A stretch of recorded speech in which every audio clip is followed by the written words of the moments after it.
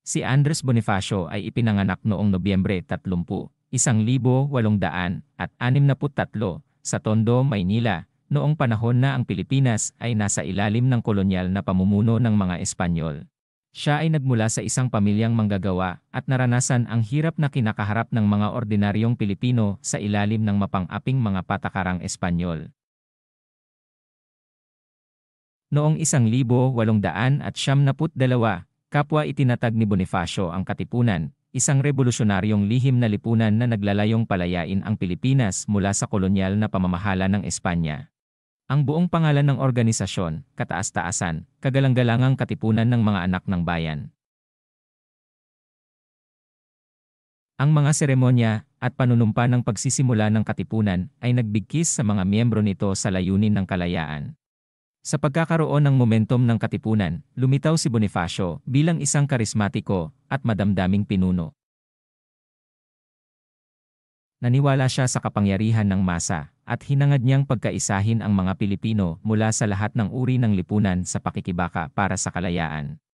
Sa ilalim ng pamumuno ni Bonifacio, pinasimulan ng Katipunan ang Rebolusyong Pilipino noong Agosto 23, 1876 sa pamamagitan ng pagpunit sa kanilang mga sedula na sumisimbolo sa kanilang pagsuway laban sa otoridad ng Espanya. Mabilis na kumalat ang kilusan sa buong bansa, habang ang mga rebolusyonaryo ay nakipaglaban sa mga puwersang Espanyol sa iba't ibang lalawigan. Habang ang pamumuno ni Bonifacio ay nagpasigla sa marami, ang revolusyon ay humarap sa mga hamon, kabilang ang mga panloob na dibisyon. Ang mga hindi pagkakasundo sa mga estratehiya at pamumuno ay humantong sa mga tunggalian sa loob ng revolusyonaryong hanay, kabilang ang mga sagupaan kay Emilio Aguinaldo. Dahil sa pagtataksil ng ilan sa kanyang sariling mga kasama, si Bonifacio at ang kanyang kapatid ay dinakip ng mga puwersa ni Aguinaldo. Kasunod ng court-martial, inakusahan siya ng pagtataksil. Noong Mayo 1877, sa kabundukan ng Maragondon, Cavite, pinatay si Bonifacio ng firing squad. Ang kanyang kalunos-lunos na wakas ay nagmarka ng pagbabago sa kasaysayan ng Pilipinas.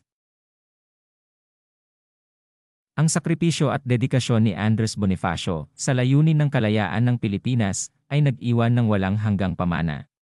Siya ay ipinagdiriwang bilang isang pambansang bayani, naaalala sa kanyang pagiging hindi makasarili, determinasyon, at pananaw ng isang nagkakaisang bansa.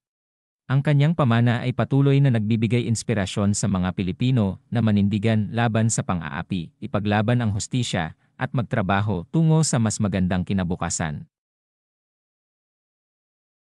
Ang mga kontribusyon ni Bonifacio ay ginugunita taon-taon sa Araw ng Bonifacio, na ipinagdiriwang tuwing ika-30 ng Nobyembre sa Pilipinas.